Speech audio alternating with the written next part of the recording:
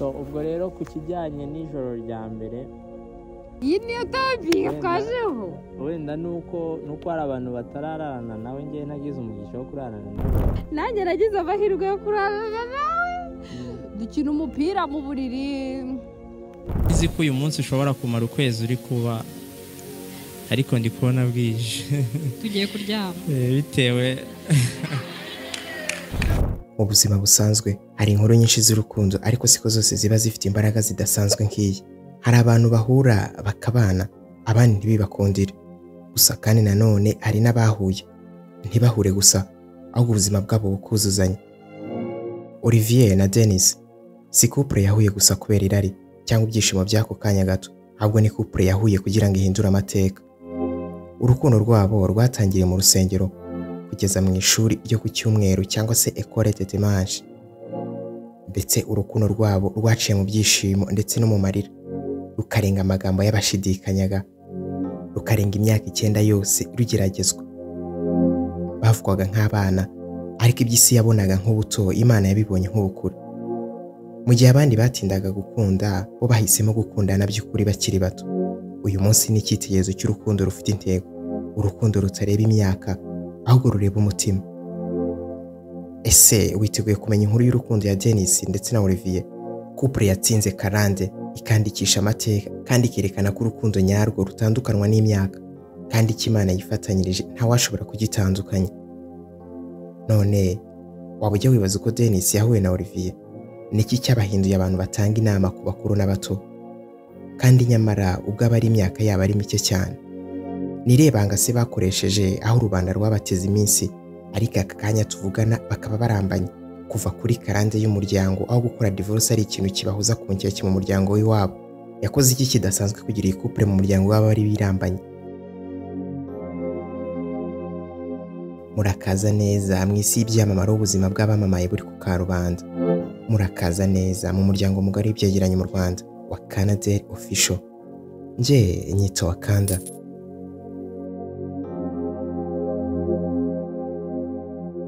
Ubundi couple ya Olivier ndetse na Denise ni couple ifite amateka menshi kandi atandukanye. Inkuru y'urukundo rwa Olivier ndetse na Denise, couple nziza cyane ariko kandi baracyari bato, kimwe mu bitungura abantu benshi cyane. Mbere yo gato ubundi Olivier ndetse na Denise bari abana b'abakristo aho batozwaga imico itandukanye ya gikristo, aho nyine bamenyaniye mu rusengero aba bombi, dore ko bahuriraga muri école de dimanche cyangwa se ishuri ryo ku cyumweru, ndetse aba bombi babanaga muri korali y'abana. Kera kabaye bageze muri korali y'urubyiruko. Aha kandi ni naho Olivier yaje gufatira umwanzuro maze abwira Denise ko umutima utagitera kubera kumubura iruhande. Birumvikana ni Olivier yarabwiye Denise ko amukunda. Icyo gihe nubwo yabwiraga Denise ko amukunda, ntabwo Denise yise kamwimemerera ibintu byatunguye Olivier cyane. Aha ariko ntiyarakwiye no gutungurwa kuko nubundi bisa naho iryo tegeko bahaye buri mukobwa wese, cyane ko Olivier we yibaza gukura mu wakaniye kubera ko Olivier yari afite byose bibasha gukurura abakobwa. Mbega muri make yari ibogari. Ibyo byose ntabwo Denise yabirebyeho ngo ahite kamwemerera urukundo kuko Olivier yari umusabye kandi yari abyizeye cyane ko biri bite bikunda. Mu magambo yatuje kandi yijurumeza, Denise yasubije Olivier amubwira ko azakundana nyuma y'imyaka 2. Ibintu byababaje Olivier nyuma yo kumva ko Denise azajya mu rukundo nyuma y'imyaka 2. Gusa Olivier yasezeranyije Denise ko azamutegereza kugeza iyo myaka 2 yose ishize. Nanone kandi gusa Olivier avuga ko yanishimye nubwo atahise kamwemerera urukundo, ahubwo yashimishijwe nuko yahise kamuhobera cyane aramuyambira, maze DC yumva ntiyamurekura. Byose byahise ko bibagihamya yeretse Olivier ko hari igihe kizagera bakishimana. Nubwo ibi byose kandi Olivier yabikoraga yari akiri umwana muto cyane, abenshi kuri ubu ngubu batakora kuko abo babakubitiza akabwana, dore ko wenyine yari afite imyaka 15 y'amavuko gusa. Nibyo, ku myaka 15 yonyine yari yatangiye kudating cyangwa se gutereta. Ngarutse inyuma gato ababyeyi ba Olivier bakimara kumwibaruka, Olivier bamwongereye irindi zina kugeza ubu amazina y'ibwite niyo ngabo Olivier. Akaba ari umwana wakuriye mu muryango w'abakristo b'imbere cyane uko mudasiba kubibona ku mico imuranga, kandi yakundaga kujya gusenga akanakunda kuririmba muri korali z'abana ndetse n'iz'urubyiruko. Akaba yarakuriye mu muryango w'abana 6 washyira ababyeyi be umuryango wose ukaba abantu 8. Ubundi Olivier akaza ari bucuri wabo, birumvikana niyo mwana wa nyuma. niyo ngabo yavukiye i Kigali akaba ari naho n'umuryango wawe utuye. Mbega ni umwana w'itown, ni naho yize amashuri abanza ndetse n'ayisumbuye. Amashuri abanza ya primaire yayize ku kigo cya Remera Catholique, segonderi yayize ku kigo cy'abapadiri Eco Center, kaminuza yo yayirangirije muri Yerika. Nanone kandi ntitwavuga Olivier, ubundi maze ngo twirengagize ubuzima bwa Denise. Uyu Denise ubona ukunda gutebya cyane, bikaba akarusho yari kumwe n'umukunzi Olivier, n'umwana wakuriye mu muryango ukijijwe. Amazina yiswe n'ababyeyi bamwibarutse ari niyo gushimwa Denise. Nawe nk'abandi bana akaba yarakuriye mu muryango w'abana 5. Mu bo bavukana akaba ari umwana wa kabiri mu muryango we wabo, bitandukanye cyane na Olivier aho mu muryango wabo ari umwana wa nyuma.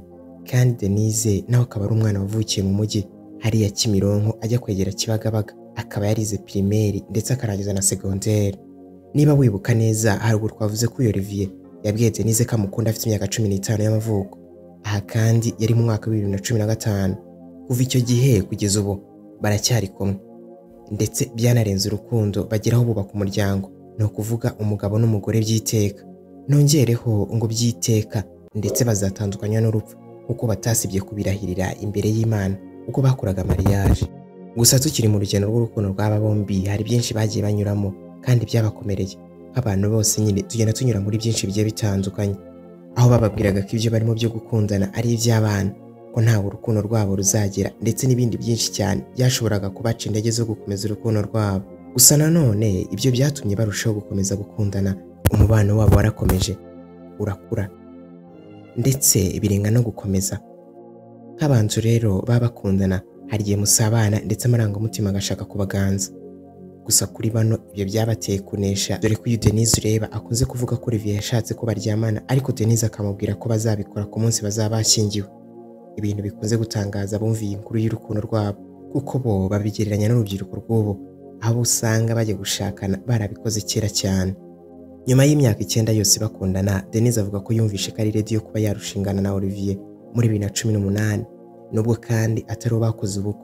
Tekereza gukundana n'umuntu imyaka 9 yose, ni ibintu bitangaje muri iyi vision tugezemo. Mu byibuke muri 2015 akaba ari na Olivier yari kocoye.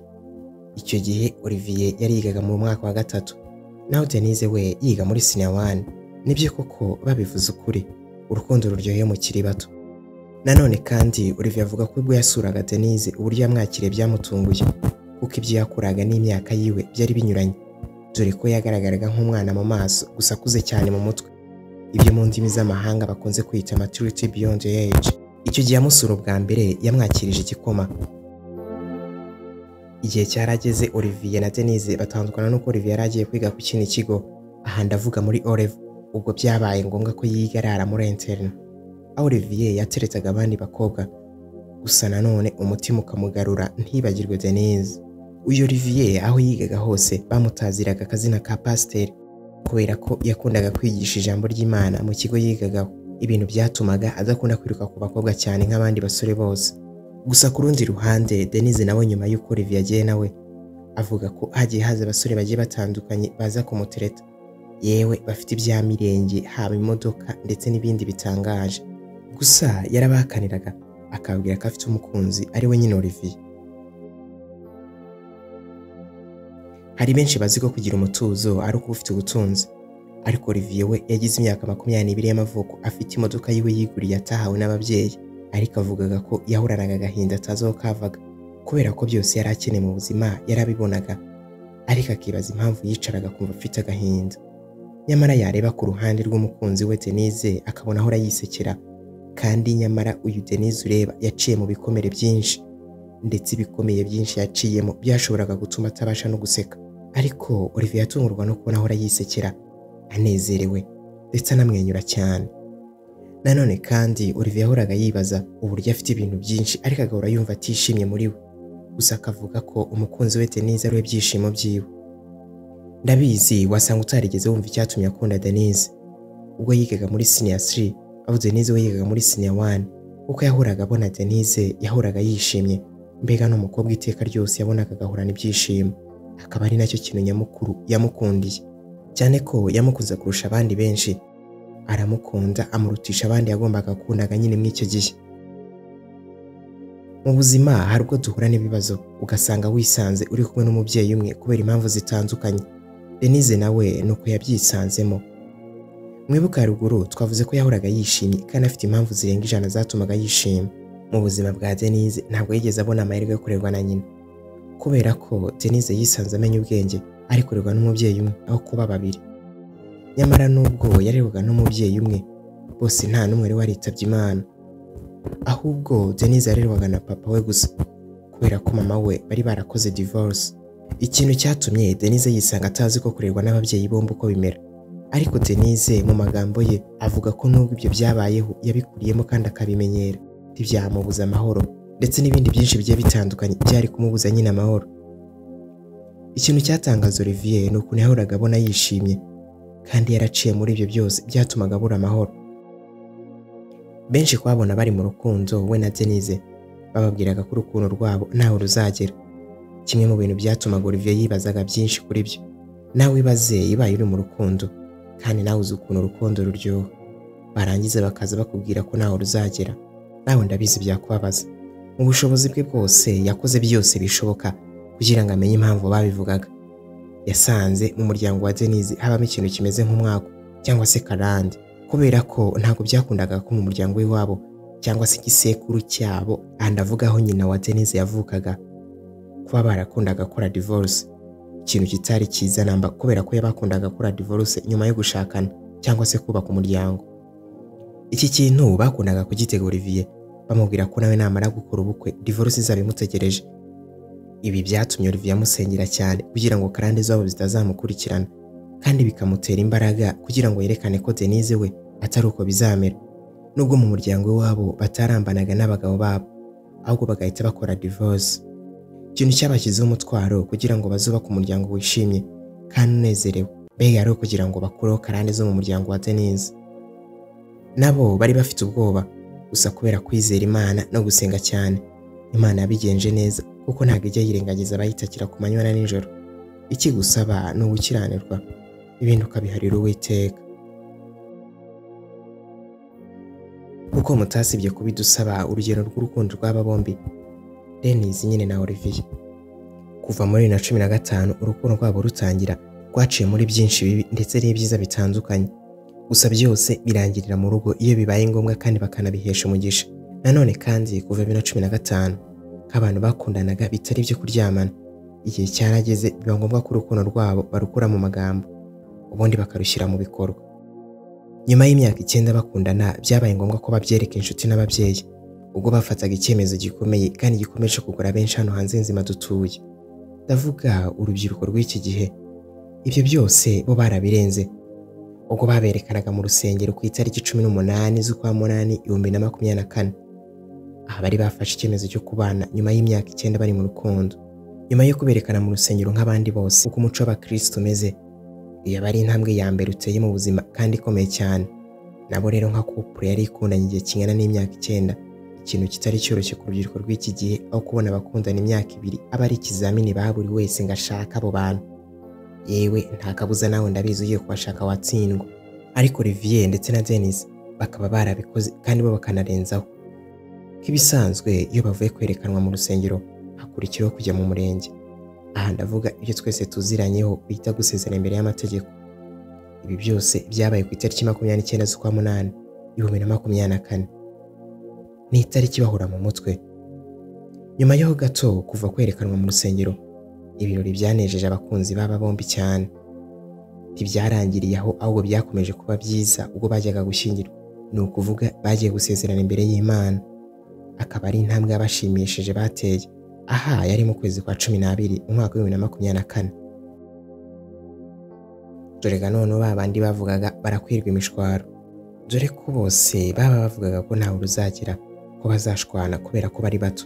Ibyo byose bakomeza kubikandagira no kubihonyora barabirenga, maze bambikana impeta.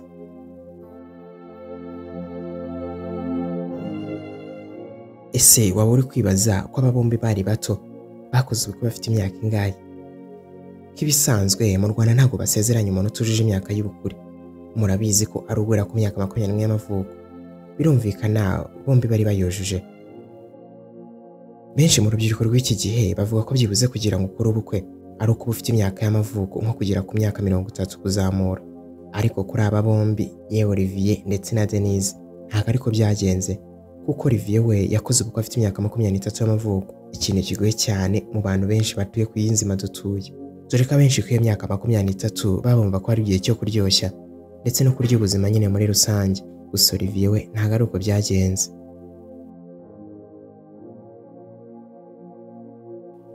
Nyuma y'ibyo byose baciyemo kandi bakabivamo ubutwari nk'abandi bose, iyo umuntu cyangwa se abantu bamaze gukora ubukwe aba ari ibyishimo ndetse n'umunezero. Aha ndabizi mwese muba mufite amatsiko atandukanye y'uko umunsi wa mbere uba umeze. Dore ko ari umunsi Denise yagiye agaruka mu bukwe bwabo, aho atatinye gufata mikoro yarangiza akavuga ati turaza kuryama. Ibi ni ibintu byakomeje gutangaza abari bitabiriye ubu bukwe, aho bavugaga bati nta mugeni uvuga ndetse n'ibindi bitekerezo nyine bigiye bitandukanye. Gusa nyamara we yari yanezerewe mu buryo budasanzwe nyuma y'uko babahesheje umugisha imbere y'Imana n'abantu. Ikiba gikurikiye aba ari ukwagura umuryango, kuko intego ya mbere ituma umuntu akora ubukwe aba ari ukugira ngo nabo bazagira ababakomokaho. Ndabizi ko benshi muri kunyumva mufite intego yo kuzagira namwe ababakomokaho nk'iyi couple Olivier ndetse na Denise. Ariko ngusubije nyuma ho gato, niba utaraganiriye n'abakuru nicyo gihe ngo nanjye ngusangiza ibyo nakurushije. Abakuru bavuga ko ibyishimo by'urugo ari ukubona mwibarutse mu muryango wanyu. Aba ari ngombwa ko nimba abantu babiri bose bazima, aha ndavuga igitsina gabo n'igitsina gore, iyo bahuje imyanya yabo y'ibanga, mbese aha ndavuga abashakanye cyangwa se abandi bari bo bose kandi ari bazima, aba ari ngombwa ko Imana ihita itangira kurema. Ibi nibyo byabaye kuri couple ya Olivier ndetse na Denise. Aha byabaye nyuma yo gukora ubukwe, Imana yabahaye umugisha wo kubyara ndetse inarenzaho ibaha umwana w'umukobwa mu mezi make ashize. Nanone kandi ntitwasoza tutabwiye ko nyuma yo kwibaruka umwana mwiza, Denise yahawe impano ikomeye cyane n'umukunzi we Olivier. Ibintu byamutunguye cyane kandi bikanamushimisha, byari impano y'imodoka, ndetse Olivier yemereye umukunzi we Denise uko azajya abyara azajya amuha impano y'imodoka. Mu byibuke ko Denise azi gutwara imodoka, n'ibintu toto kuri bo. Waba uri kwibaza icyo Olivier ndetse na Denise bakora umunsi ku wundi ibibafasha kubona imibereho? Baba batunzwe n'umwuka wera se? Iyi family cyangwa se iyi couple ya Olivier ndetse na Denise twese twamenye kandi tukaba tunabakunda mu buryo budasanzwe.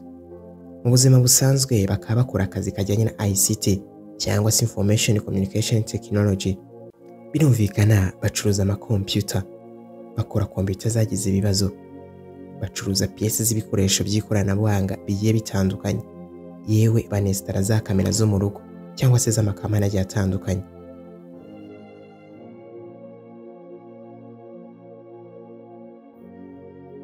Couple yaciye muri byinshi kandi bakaba bafite channel kuri YouTube yitwa Spiritual Families Ministries. Ndabizi aha nayo wasanga ari wabamenyeye, kuko kuri iyi channel bacishaho ibintu byinshi bigiye bitandukanye kandi ni ibyamamare. Uyu muyoboro bawushinze kugira ngo bafashe indi miryango itandukanye kubaka ingo, yewe ingo nziza kandi zizira amakimbirane.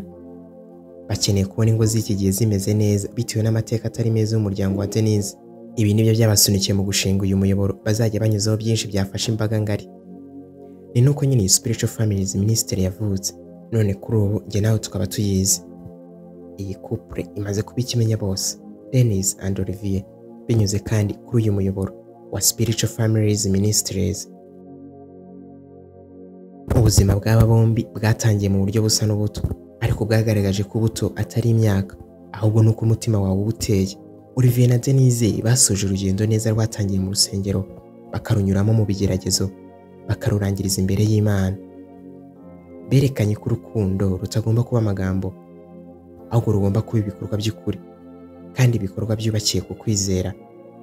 Mu gihe abandi benshi barwana no kubana n'amarangamutima, bo bahisemo kubana n'umugambi w'Imana. Uyu munsi bafashe icyemezo cyo kubaka si urugo gusa, ahubwo kubaka isano y'umwuka, spiritual family. Inkuru yabo ni isomo, si inkuru y'abakundanye gusa, ahubwo ni inkuru y'abantu babaye icyitegererezo ku rubyiruko rw'iki gihe, kuko mu isi yuzuye amagambo y'urukundo bahisemo kuba igisubizo cyarwo. Ese wowe urukundo rwawe rwubakiye ku ki? Urukundo nyarwo ntirubaho kubera amahirwe, rubaho kubera icyemezo. Dennis and Olivier, urukundo rwatsinze amagambo rukambara isezerano. Naha dusoreje ikiganiro cyacu.